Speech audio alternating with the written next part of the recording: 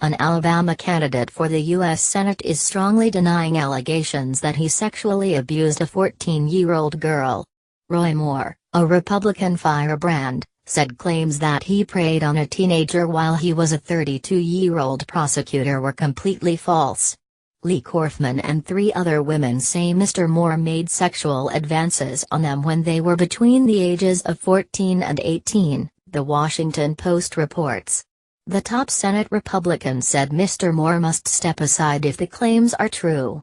Mr. Moore, who is now 70, said in a statement to the Post, "These allegations are completely false and are a desperate political attack by the National Democrat Party and the Washington Post on this campaign." The Christian Conservative team said in another statement about the allegations, "This garbage is the very definition of fake news and intentional defamation."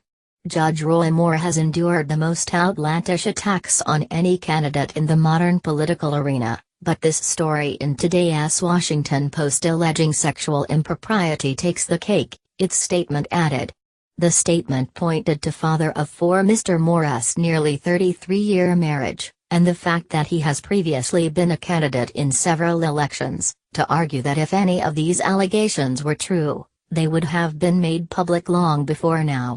Mr. Moore, a populist former Chief Justice in the state, has been widely expected to defeat a Democratic rival, Doug Jones, in a December election for the open seat left by U.S. Attorney General Jeff Sessions. The Washington Post article alleges that Mr. Moore, who was then an assistant district attorney, struck up a conversation with Ms. Korfman when she was 14. Analysis by Anthony Zerker, BBC News. An Alabama Senate race that was uncomfortable for many Republicans just became downright painful.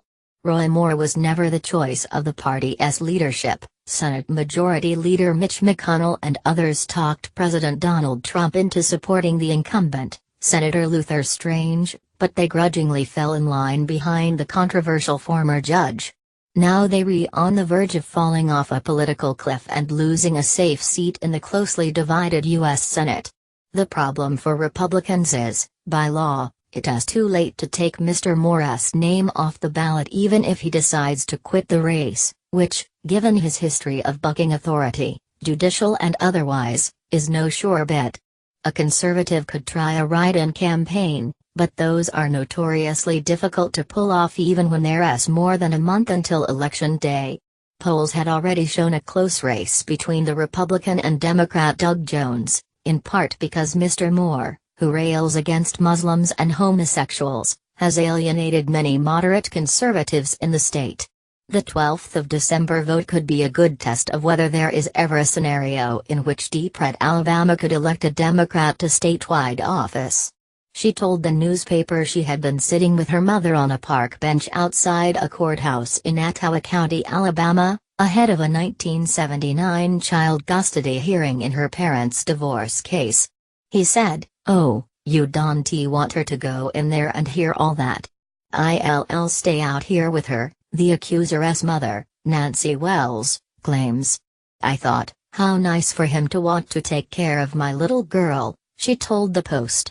In the coming days, Mr. Moore allegedly picked up Ms. Korfman around the corner from her home, and drove her to his house in the woods where he sexually assaulted her, the newspaper claims.